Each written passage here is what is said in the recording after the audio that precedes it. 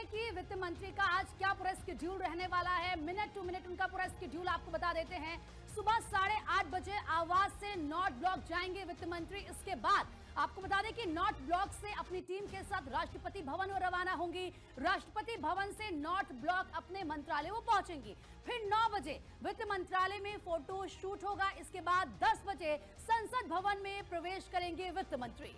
10:15 बजे का वक्त होगा जब संसद भवन में कैबिनेट की मीटिंग होगी और उसमें वो शामिल होंगी। 11 बजे वित्त मंत्री बजट पेश करेंगी। 3 बजे नेशनल मीडिया सेंटर में प्रेस कॉन्फ्रेंस होने वाली है और ये पूरा का पूरा आज का शेड्यूल है जो रहने वाला है। सबसे खास बात यह है कि अगर आप समझने की कोशिश करें इस बजट से जुड़े हुए कई अहम तथ्य तो वो भी आपके लिए जानना जरूरी होता है। देखिए, निर्मला सीतारमण लगातार 9वीं बार बजट पेश करने वाली हैं। आज भारत का पहला बजट 1860 में जेम्स विल्सन ने पेश किया था।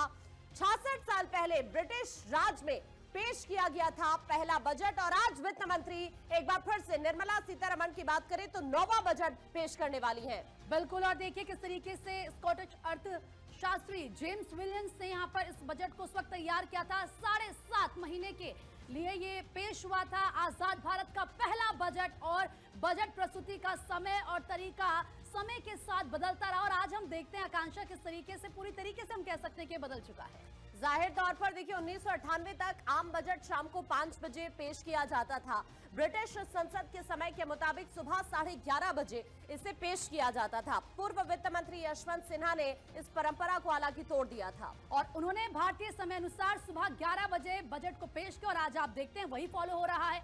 पहले बजट यानी कि 28 फरवरी को पेश किया जाता था। मोदी सरकार ने 2017 में कुछ बदलाव करते हुए इसको तारीख 1 कर दिया, यानी कि 1 फरवरी को अभी पेश किया जाता है। भारत के पहले प्रधानमंत्री जवाहरलाल नेहरू ने भी वित्त मंत्री की भूमिका निभाई थी।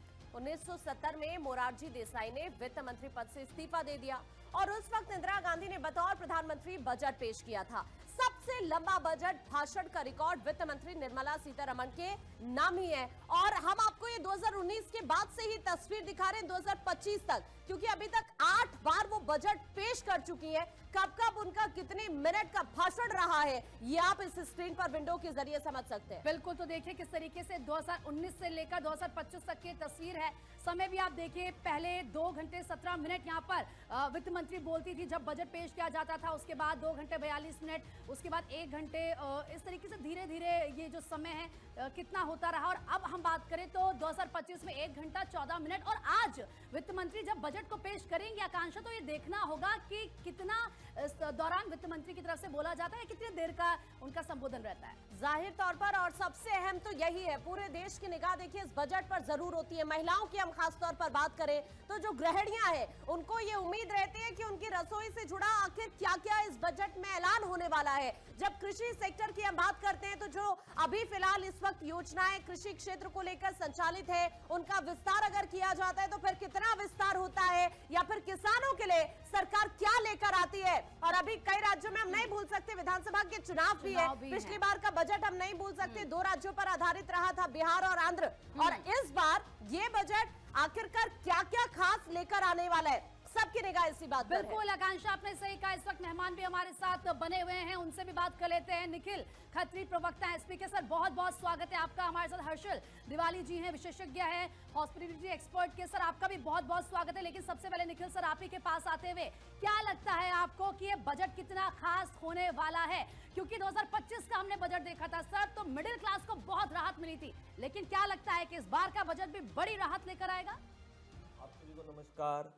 सबसे पहले मैं बता दूं, ये सिर्फ और सिर्फ एक चुनावी रेवड़ी है सरकार की। आप बताइए, अभी तक जो पिछला बजट लेकर आए थे 24 लाख करोड़ का सरकार पर कर्ज था और हर समय पर सरकार पर कर्ज बढ़ रहा है। बजट के लिए आदमी जनता कितनी खुश होती है, कुछ ना कुछ आए, कुछ ना कुछ नया आएगा। पर आज तक क्या नया लेकर आए हैं? ये कुछ नहीं नया नहीं लेकर आए हैं। ये व्यापारियों की सरकार है। ये खाली जो हमारे जो इनकी सरकार में जो व्यापारी हैं, खाली ये उनको खुश करना चाह रहे हैं। और आज देखिए इस समय सबसे बड़ी बात लेकिन मैं एक बार आपको यहाँ पर इंटरप्ट जरूर करना चाहूंगी। पिछले बार मिडिल क्लास को निखिल जी जो उम्मीदें थी, आप देखिए कि टैक्स को लेकर कितनी बड़ी छूट सरकार की तरफ से दी गई थी।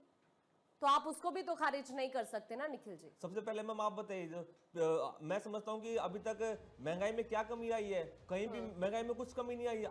आप खाली एक बात कह सकते हैं कि जो हम गाड़ी पर थोड़ी इन्होंने थोड़ी महंगाई कम की थी, और इसको छोड़कर मुझे लगता है कुछ क्योंकि आप भी महंगाई समाजवादी कम नहीं पार्टी हुई से तो है। इसीलिए आप एक विजन लेकर अपना आए, एक माइंडसेट लेकर आए और सोचा कि आलोचना आज नहीं, करनी है। नहीं, बजट भले नहीं, 11 बजे आए, नहीं, लेकिन हमने नहीं, शुरुआत सुबह से कर बिल्कुल। दी है। सबसे पहले मैं समझता हूँ कि मैं तो बहुत बहुत बधाई देता हूँ, कम से कम ये संडे को बजट लेकर, और संडे को ये इस मारे बजट लेकर आए, कम से कम सरकार ये समझे कि ये बजट कितना महत्वपूर्ण है। और दूसरी बात मैं आपको बता दूं, लेकिन एजुकेशन और देखिए हर एक सेक्टर को जरूर उम्मीदें होती हैं बजट से।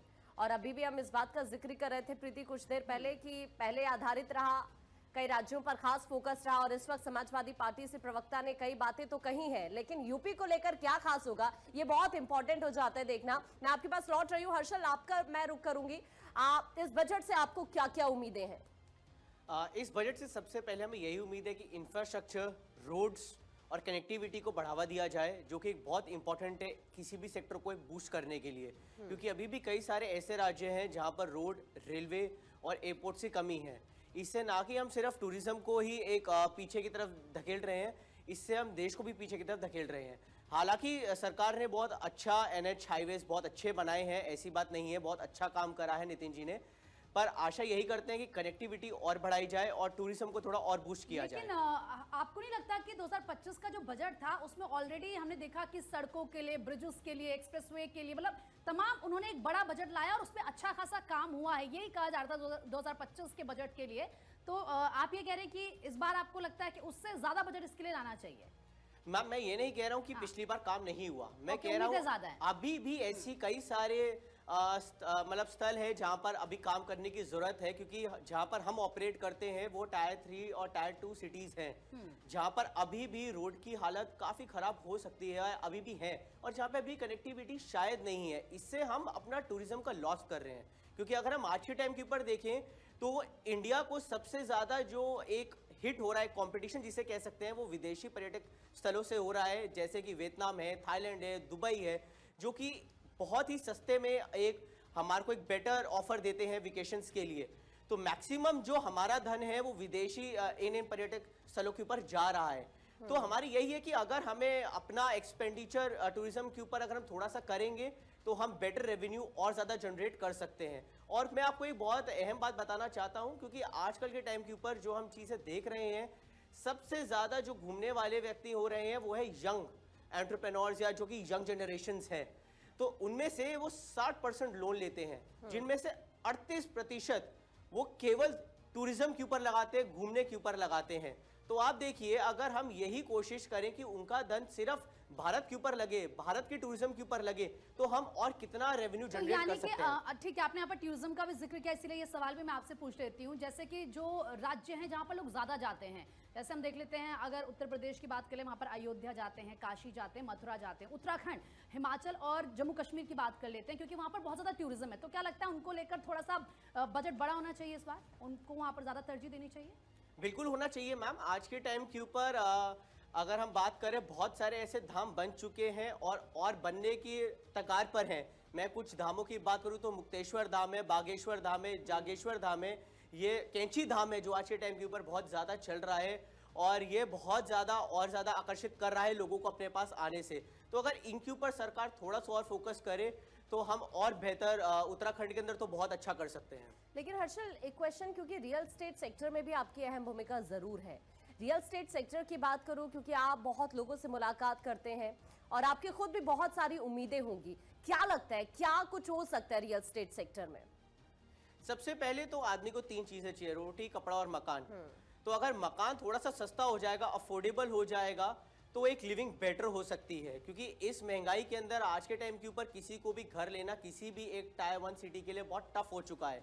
तो होम लोन थोड़े से सस्ते होने चाहिए। इसके अलावा भी सरकार ने पिछली बार स्वयं IH नाम के स्कीम निकाली थी, जिसमें 15,000 करोड़ उन्होंने दिए थे, जिसके अंदर जो भी रुके हुए प्रोजेक्ट्स थे या आने वाले कोई भी और प्रोजेक्ट्स थे, उनको एक बूस्ट देने के लिए ये पैसे दिए गए थे। तो ऐसी स्कीम्स और निकाली जाएं जिससे कि कोई रुके हुए फ्लैट्स हैं या कोई भी डेवलपर्स हैं उनको बेनिफिट मिले। इसके अलावा भी कई सारी ऐसी अर्बन सिटीज़ हैं जिनके अंदर इन्होंने 1 लाख करोड़ रुपए का बजट निकाला था, वो बजट हमें शायद और बढ़ाना चाहिए, क्योंकि अभी भी कई सारी ऐसी टियर 3 टियर 2 सिटीज हैं जिनको ऐसे बजट्स की जरूरत है, ताकि उन्हें भी बेटर बूस्ट मिले और जहां पे एक डेवलपमेंट और बेटर हो सके। बिल्कुल, अब वो तो तभी पता चलेगा जब बजट पेश किया जाएगा कि किस पर सरकार का ज्यादा फोकस है। Nikhil ji, as a critics के तौर पर नहीं, मैं अब आपसे ये चाहती हूँ कि एक आम जनता के तौर पर आप मुझे बताएं कि इस बजट से आपको क्या उम्मीदें हैं, सरकार को कहां पर फोकस करना चाहिए? सबसे पहले मैं समझता हूँ कि हर आदमी को ये उम्मीद है कैसे हेल्थ सेक्टर अच्छा हो। आप समझिए हमारा देश कितना पिछड़ रहा है हेल्थ सेक्टर्स में, और ये जितने बजट लेकर आ रहे हैं आप देख लीजिए, जितना बजट लेकर आए और जितना बजट लेकर आए उसमें अभी तक कितना इन्होंने खर्च किया है। मैं आपको बता दूं, मैं मोटा मोटी बस खाली 55 या 62% आज तक जो भी बजट लेकर आए उनका ये खाली खर्च करते हैं। तो मैं समझता हूँ ये कहीं ना कहीं भ्रष्टाचार है। और दूसरी बात, आज मैं समझता हूँ कि हर चीज में कम से कम गरीब आदमी की आप प्रति आय, मैं समझता हूँ प्रति आय 2.34 लाख है वैसे, और वो मैं समझता हूँ वो बढ़ गई है। और कम से कम ये सरकार ये तो सुनिश्चित करे कि कैसे एक जो नॉर्मल आदमी है कैसे वो अपना जीवन कैसे थोड़ा सिंपल बनाए। और मैं समझता हूँ ये सरकार का खाली एक ही कहना है कि दाल रोटी खाओ, भगवान के गुण गाओ। ये इसलिए क्योंकि सरकार ये कहती है कि भाई हम कुछ नहीं कर पाएंगे, आप खाली भगवान पर भरोसा कीजिए, तो ऐसा नहीं होना चाहिए।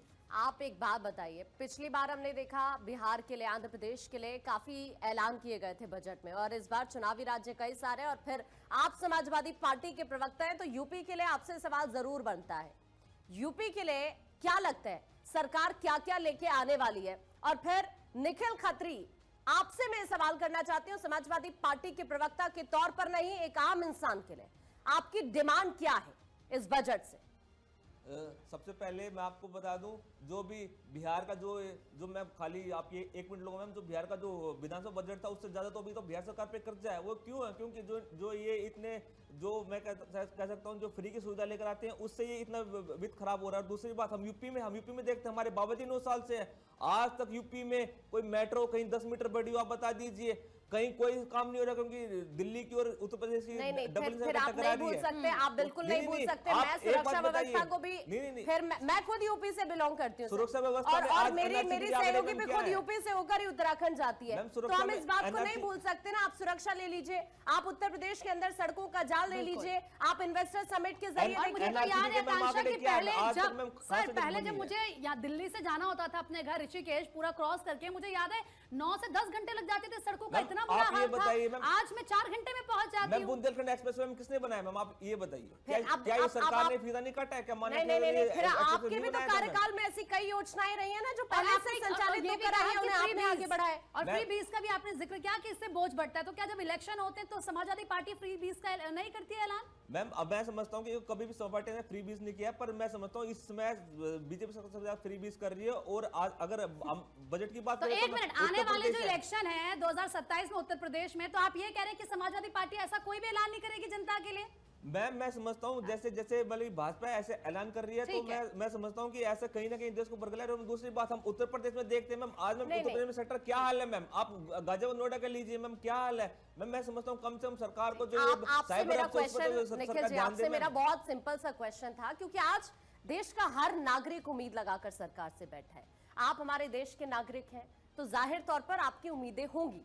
मैंने आपसे सिंपल सा क्वेश्चन किया, आपकी डिमांड्स क्या है? आज एक प्रवक्ता के तौर पर अभी ना आप जवाब दीजिए, आप एक आम नागरिक के तौर पर बजट के बाद एज अ प्रवक्ता आप बता सकते हैं, क्योंकि फिर आप बताएंगे कि इतनी कमियां हैं, ऐसे होना चाहिए, लेकिन अभी एक उम्मीद होती है ना सर। बिल्कुल मैम, आपने बिल्कुल सही कहा। समाज लोग हमेशा बिल्कुल बहुत सिंपल लोग रहे हैं मैम। हम तो खाली समझते हैं कि सरकार कम से कम जितनी महंगाई है उसको थोड़ा बहुत ऐसा कुछ रूल लेकर आए कि कैसे महंगाई कम हो और कैसे प्रति व्यक्ति की जो आय है मैम उसमें कैसे वृद्धि ना आए। और मैं दूसरी बात में आपसे खाली एक बात करना चाहता हूँ कि जो सरकार जो बजट ला रही है, तो मैम कम से कम इतना ये एक ऐसा बजट लेकर आए जिससे एक जो नॉर्मल आदमी एक मिडिल क्लास में कम से कम खुश हो जाए कि हाँ भाई महंगाई कहीं ना कहीं से कम हुई है और कुछ ना कुछ वो अपने परिवार के साथ साथ एक खुशहाल जीवन जी सकता है।